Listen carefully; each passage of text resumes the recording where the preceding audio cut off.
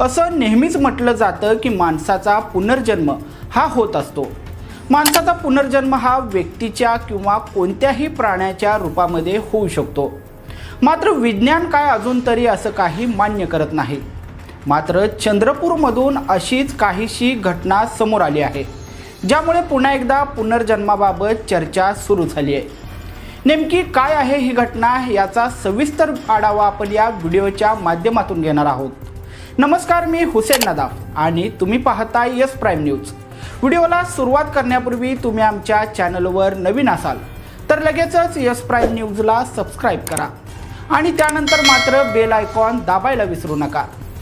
चंद्रपूर जिल्ह्यातील वरोरा तालुक्यातील टेंभुर्डा गावानजीक असलेल्या विजय धवणे यांच्या मातोश्री अणुसयाबाई धवणे यांचं बुधवारी निधन झालेलं होतं। वयाच्या 75व्या वर्षी वृद्धपकाळामुळे